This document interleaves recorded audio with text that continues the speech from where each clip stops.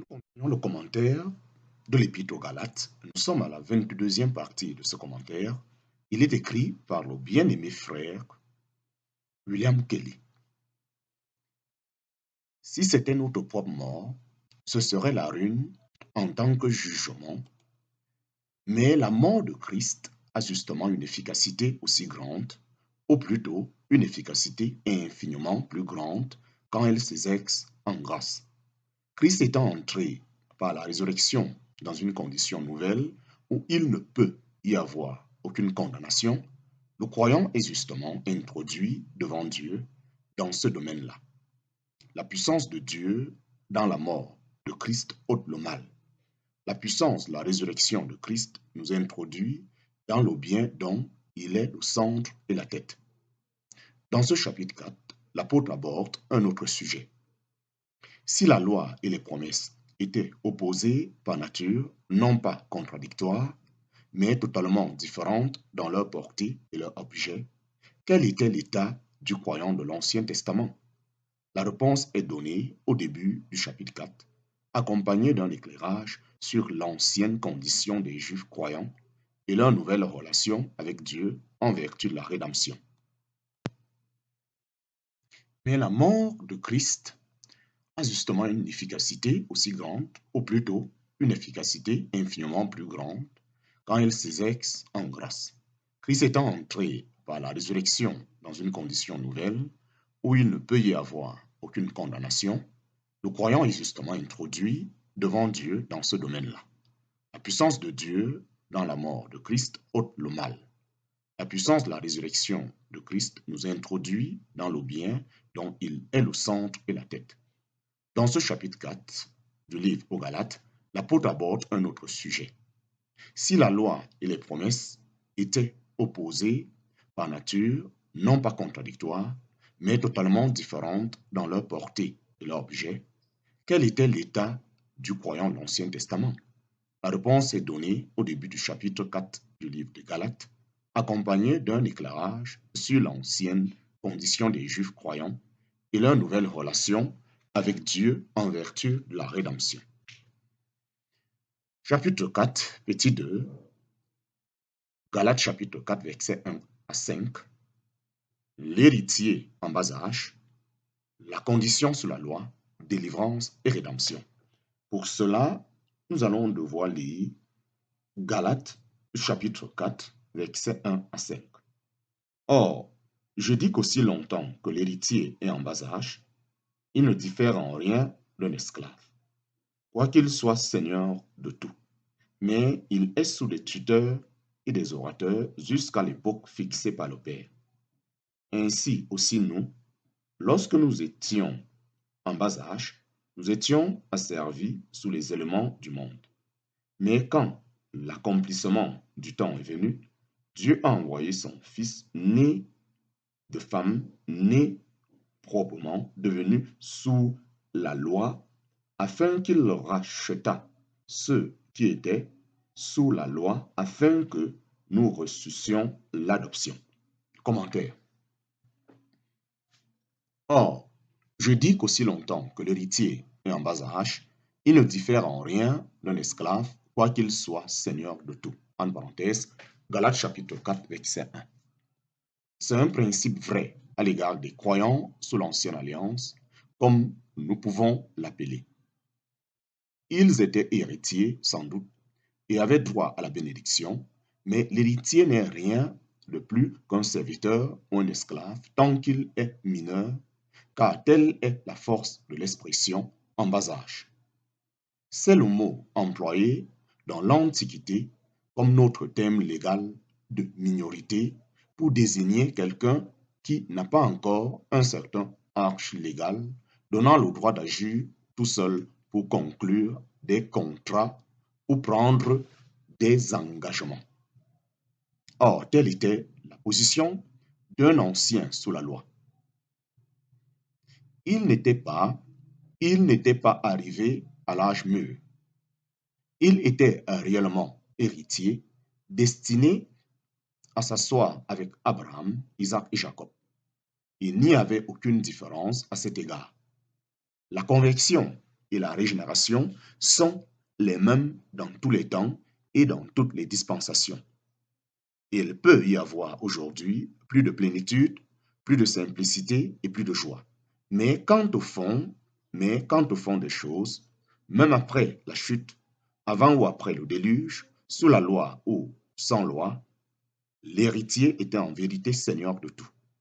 Il doit avoir part en toute réalité au royaume de Christ et régner avec lui. Mais si on veut savoir la nature de sa condition tant qu'il est dans ce monde, c'est celle d'un esclave, selon ce passage de Galates chapitre 4. Selon le propos de Dieu, lorsque la gloire viendra, il aura une place glorieuse et bénie, mais tant qu'il est dans ce monde, il était en bas âge, sous des tuteurs et des orateurs jusqu'à l'époque fixée par le Père. En parenthèse, Galates chapitre 4, verset 2. La première expression se rapporte, je pense, à la personne et la seconde à ses biens. Il est ainsi assujetti jusqu'à l'époque fixée par le Père. Ainsi aussi, nous, lorsque nous étions en bas âge, cela se rapporte spécialement à ce qu'il avait été comme croyants juifs. Nous étions asservis sous les éléments du monde. Mais quand l'accomplissement du temps est venu, Dieu a envoyé son Fils, né de femme, né sous la loi, afin qu'il racheta ceux qui étaient sous la loi, afin que nous reçussions l'adoption. En parenthèse, Galates chapitre 4, versets 3 à 5. Rien de plus net. Tout est précisé avec une finesse et une force divine. Ce qui est en vue, c'est la bénédiction d'un saint de l'Ancien Testament ou celle de quelqu'un ayant connu Christ durant les jours de sa chair. En parenthèse, Hébreux chapitre 5, verset 7. Parce qu'il n'y avait point de différence de fond entre ces deux cas, Pierre, Jacques et Jean étaient tous alors en bas âge. Certes, Christ était alors présent en personne avec eux, et la porte était grande ouverte à la bénédiction. Leurs yeux voyaient, leurs oreilles entendaient ce que les prophètes et les rois avaient désiré voir, en parenthèse, Luc chapitre 10, verset 24. Néanmoins, ils étaient encore en bas âge. Ils n'étaient pas délivrés de la loi et restaient assujettis à ses injonctions et ses ordonnances. La terreur en était le résultat, ce qui les maintenait dans l'incertitude et les ténèbres, au moins dans une mesure, et il fallait qu'il en soit ainsi. Un homme sous la loi n'avait pas le droit d'être totalement heureux. Si j'ai en quelque manière affaire avec la loi, je dois en sentir son effet. Si j'ai la conscience d'avoir manqué sous la loi, je dois sentir dans mon esprit le poids de sa condamnation. Il en était ainsi des saints sous l'ancienne alliance.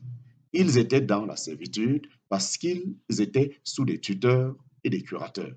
Mais quand l'accomplissement du temps est venu, Dieu a envoyé son Fils né de femme, né sous la loi, afin qu'il racheta ceux qui étaient sous la loi, afin que nous reçussions l'adoption. En parenthèse, Galates chapitre 4, versets 4 à 5. Il était indispensable que Christ soit homme et juif. S'il n'avait pas été homme, il ne pouvait y avoir de base pour rencontrer les enfants d'Adam, quelles que soient les conditions. S'il n'avait pas été juif, que serait-il advenu de la loi et des promesses? Mais étant homme et juif, quelque chose d'infiniment plus grand est introduit maintenant, la rédemption. Il vint comme un homme sous la loi, mais dans le but de racheter ceux qui étaient sous la loi. En parenthèse, Galates chapitre 4, verset 4. Dieu avait trouvé bon de mettre le juif dans une place spéciale, ayant en vue des buts particuliers. Or, le résultat de cette épreuve fut que les Juifs amenèrent un plus grand déshonneur sur le nom de Dieu que même les pécheurs dans les nations. En parenthèse, Romains chapitre 2, verset 15. Ou Galates chapitre 2, verset 15. Si jamais il y eut un peuple inclin à inclin à s'autodétruire et à abandonner ce qu'il tenait de la miséricorde divine, ce fut bien Israël. S'il y avait une idole parmi les nations, il en prenait le modèle. Le roi Achaz alla même jusqu'à commander que toutes les offrandes soient offertes sur l'autel qu'il avait imaginé. D'après le modèle de l'autel païen qu'il avait vu à Damas, une insulte à l'autel de Dieu.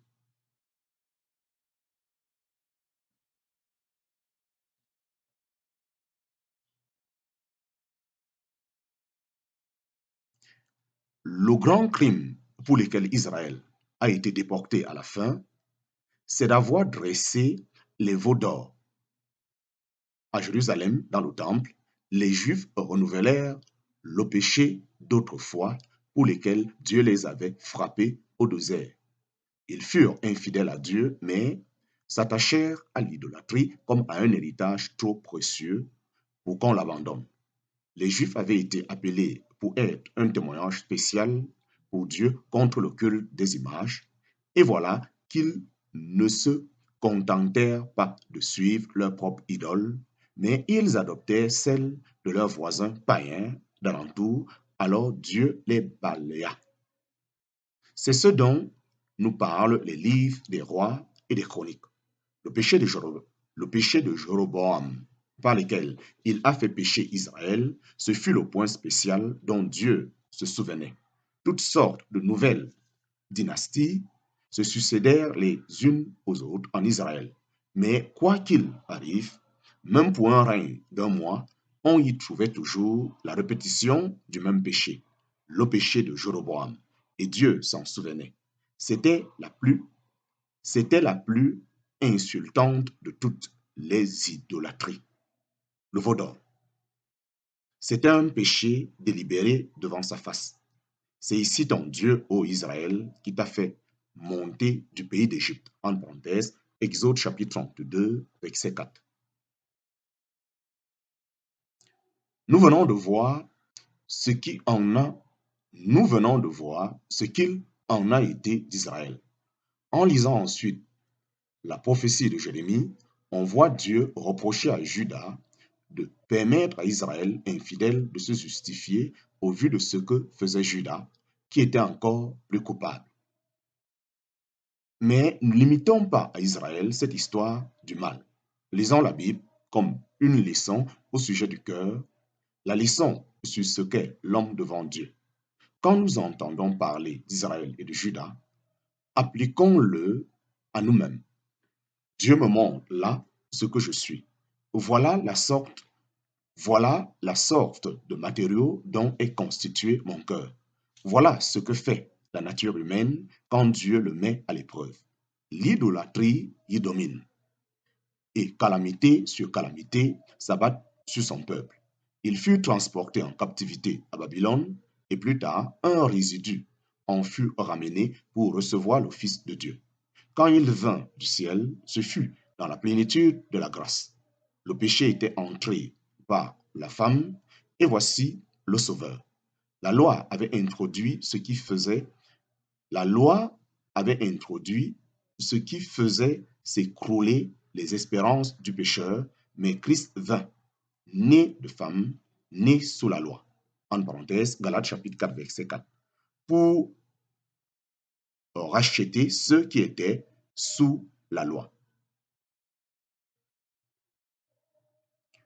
La simple observation de la loi n'aurait pu racheter personne et il était essentiel pour la défense des droits et du caractère de Dieu que le Seigneur montre qu'il était un homme parfait sous la loi, parfait comme fils de l'homme, parfait comme Israélite, parfait comme fils de Dieu au-dessus de la loi, parfait en toutes choses. Mais quelle que puisse être sa gloire et quel que soit son abaissement, il n'y avait qu'un but, la rédemption, racheter par lui ceux qui étaient sous la loi. Dieu attendait de pouvoir les introduire là où il voulait son peuple. Dieu ne prenait pas plaisir à voir des enfants tremblants.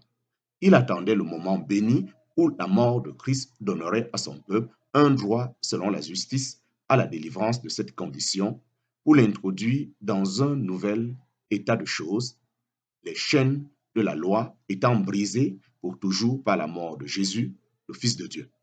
C'est ce qui eut lieu. Il racheta donc ceux qui étaient sous la loi. Chapitre 4, petit 3, Galates, chapitre 4, verset 6. La position du Fils et la position d'Israël.